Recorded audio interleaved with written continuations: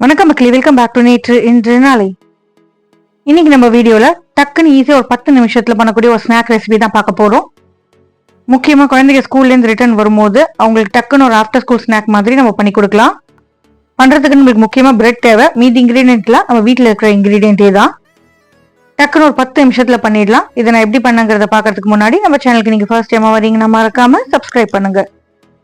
கொஞ்ச நாள் முன்னாடி பாத்தீங்கன்னா இந்த ரெசிபி ரொம்ப வைரலா ட்ரெண்டிங்கா போச்சு. இப்போ வாங்க இது பண்ண ஆரம்பிச்சிடலாம். ஒரு கடாயில் அரைக்கப்பளவு கடலை மாவு சேர்த்துட்டு நம்ம லைட்டாக வறுத்துக்க போகிறோம். லோ ஃப்ளேமில் வச்சு வறுத்துக்கோங்க, அப்போ தான் கருகாமல் இருக்கும். நல்லா வாசனை வர ஆரம்பித்த உடனே கலர் மாறும் இல்லையா, அந்த ஸ்டேஜில் நீங்கள் அடுப்பு ஆஃப் பண்ணிவிட்டு இது ஒரு பவுலுக்கு மாற்றிக்கோங்க. இந்த மாதிரி கடலை மாவு வறுக்கிறதுனால அதோட பச்சை வாசனை நம்மளுக்கு ரொம்ப வராமல் இருக்கும்.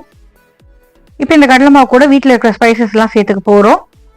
கிட்டத்தட்ட பார்த்தீங்கன்னா நம்ம பண்ணுற பிரெட் பக்கோடாவோட ஒரு தூரத்து ஹெல்த்தியான ரிலேட்டிவ்னு கூட சொல்லலாம் இது. இப்போ இந்த கடலை மாவுலேயே 1/4 ஸ்பூன்லேயே பாதி அளவுக்கு, அதாவது 1/8 டீஸ்பூன் அளவுக்கு மஞ்சள் பொடி, 1/2 டீஸ்பூன் ஜீரக பொடி சேர்த்துக்கலாம். காரத்துக்கு ஒரு 1/4 டீஸ்பூன் சிவப்பு மிளகாய் பொடி, கலருக்காக ஒரு 1/4 டீஸ்பூன் காஷ்மீரி மிளகாய் பொடி சேர்த்துக்கிறேன். இது கூட கொஞ்சமாக ஃப்ரெஷ்ஷாக கிரவுண்ட் பண்ண பெப்பர் பவுடர் சேர்த்துக்கலாம். பெப்பர் பவுடர் பார்த்தீங்கன்னா நல்ல ஒரு ஃப்ளேவர் கொடுக்கும், அதனால தான் சேர்த்துக்கிறேன். ஒரு 1/4 டீஸ்பூன் அளவுக்கு சாட் மசாலா சேர்த்துக்கலாம்.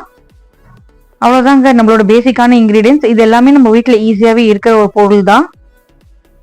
1/2 கப் கடலை மாவு எடுத்தோம் இல்லையா, 1/2 கப் அளவுக்கு தயிர் கரெக்டாக இருக்கும். ஒரு 1/2 கப் தயிர் சேர்த்துட்டு நல்லா க்ரீமியாக ஆகிற வரைக்கும் நம்ம பீட் பண்ணி எடுத்துக்கலாம். தேவையான அளவுக்கு உப்பு சேர்த்துக்கோங்க. பிரெட்ல ஏற்கனவே கொஞ்சம் உப்பு இருக்கும், அதனால இதில் உப்பு பார்த்து சேர்த்துக்கோங்க. கட்டி உருண்டைகள் எதுவும் இருக்கக்கூடாதுங்க, அதனால நல்லா பீட் பண்ணிக்கோங்க. ஓரளவுக்கு பேட்டர் பார்த்தீங்கன்னா திக்காக தான் இருக்கணும், அதாவது பஜ்ஜி மாவு அளவுக்கு திக்காக இருக்க வேண்டாம். கொஞ்சம் அதோட லைட்டாக தண்ணியாக கரைச்சிக்கலாம். தேவைப்பட்ட நீங்கள் கொஞ்சம் தண்ணி கூட சேர்த்துக்கலாம். நல்லா தாராளமாக கொத்தமல்லி இலைகளை சாப் பண்ணி இதில் சேர்த்துருங்க, நல்ல ஒரு ஃப்ளேவர் கொடுக்கும்.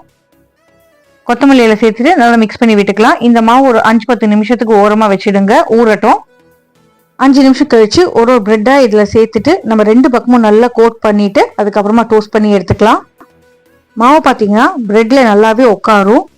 2 பக்கமும் நல்லா டிப் பண்ணதுக்கு அப்புறமா எக்ஸஸ் அந்த பேட்டரை வழிய விட்டுலாம். வழிஞ்சதுக்கு அப்புறம் சூடான தவால 1/2 டீஸ்பூன்லேருந்து 1 டீஸ்பூன் எண்ணெய் சேர்த்துட்டு டோஸ்ட் பண்ணி எடுத்துக்கலாம். ஒரு 1/2 டீஸ்பூன்லேருந்து 1 டீஸ்பூன் எண்ணெய் சேர்த்தா போதும், ரொம்ப சேர்க்க வேண்டாம். இல்லைன்னா ஜஸ்ட் இந்த கல்லில் எண்ணெயை கிரீஸ் பண்ணிக்கோங்க, அப்போ தான் உங்களுக்கு ஒட்டாமல் இருக்கும். மேலே கொஞ்சமாக வெள்ளை எள்ளு தூவி விட்டுக்கலாம். ரோஸ்டட் எள்ளோட ஃப்ளேவர் ரொம்பவே நல்லா இருக்குங்க, அதுக்கு தான் மேலே தூவி விட்டுக்கிறோம். 2 சைடும் நல்லா கோல்டன் கலராக வர வரைக்கும் நம்ம குக் பண்ணி எடுத்துக்க போகிறோம். ஒரு சைடு குக் ஆனதுக்கு அப்புறமா திருப்பி போட்டு இன்னொரு சைடுமே குக் பண்ணி எடுத்துக்கோங்க. இந்த மாதிரி 2 சைடு குக் ஆனதுக்கு அப்புறமா தனியாக ஒரு பிளேட்டில் எடுத்து வச்சுக்கலாம். ஒரு பிரெட்டாக இந்த மாதிரி அந்த பேட்டரில் டிப் பண்ணி நீங்கள் டோஸ்ட் பண்ணி எடுத்துக்கணும். டோஸ்ட் பண்ணும்போது கரண்டி வச்சு ஜென்டிலாக ப்ரெஸ் பண்ணிக்கோங்க, அப்போதான் சென்டரில் அந்த கர்வ்டாக இருக்கிற சைட்ஸில் இருக்கிற மாவுமே உங்களுக்கு குக் ஆகும். இப்போ இது 2 விதமாக சாப்பிடலாம். இந்த மாதிரி பிரெட்டை டோஸ்ட் பண்ணி எடுத்து வச்சுட்டு மேலே தாளிப்பு கொடுத்துட்டு அந்த தாளிப்போட சேர்த்து நம்ம சாப்பிடலாம். இல்லைன்னா தாளிச்சுட்டு நீங்கள் முதல்ல ரெடி பண்ண அந்த கடலை மாவுலேயே சேர்த்துட்டு மிக்ஸ் பண்ணிட்டு அதுக்கப்புறமா பிரெட்டை டிப் பண்ணி டோஸ்ட் பண்ணி கூட சாப்பிடலாம். பட் நீங்கள் யாருக்கு பண்ணுறீங்கிறத பொறுத்து தான் நீங்கள் எப்படி பண்ணணுங்கிறத டிசைட் பண்ணணும். குழந்தைகளுக்கு பண்ணுறீங்கன்னா தாளிப்பை மேலே சேர்த்துருங்க. பெரியவங்க சாப்பிட்றாங்கன்னா தாளிப்பை நீங்கள் மாவுலேயே கலந்துட்டு அதுக்கப்புறம் டோஸ்ட் பண்ணலாம். ஏன்னா நம்ம தாளிப்பில் நிறைய பச்சை மிளகாய் சேர்க்கறதுனால மேலே சேர்க்கும் போது பசங்களுக்கு அதை எடுத்து போட்டுட்டு கூட நம்ம கொடுக்கலாம். பெரியவங்களுக்கு மாவில் சேர்க்கும் போது அந்த பச்சை மிளகாய் பிரெட்லாம் ஒட்டி நம்மளுக்கு சாப்பிட்றதுக்கு நல்லா இருக்கும்.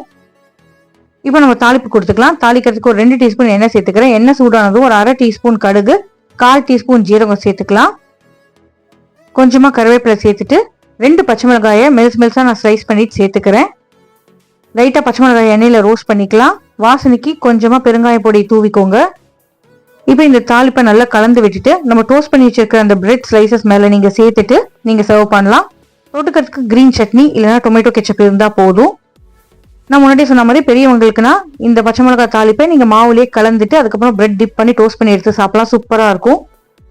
பட் குழந்தைகளுக்கு அந்த மாதிரி பண்ணோம்னா பச்சை மிளகாய் கண்டிப்பாக வாயில் மாட்டோம், அதனால தான் நான் தனியாக தாளிப்பு கொடுத்துருக்கேன். பச்சை மிளகாயோட சேர்த்து சாப்பிடும்போது ரொம்பவே நல்லா இருக்கு. டக்குன்னு ஈஸியா என்ன பண்றதுன்னு தெரியலன்னு யோசிச்சுட்டு இருந்தீங்கன்னா இந்த ரெசிபி நீங்க கண்டிப்பா ட்ரை பண்ணி பாருங்க.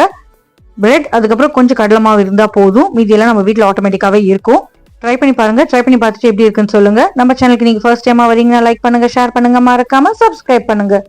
இன்னும் ஒரு நல்ல வீடியோவோட உங்களை நாளைக்கு சந்திக்கிறேன். Until then, take care, bye bye, have a great day, thanks for watching.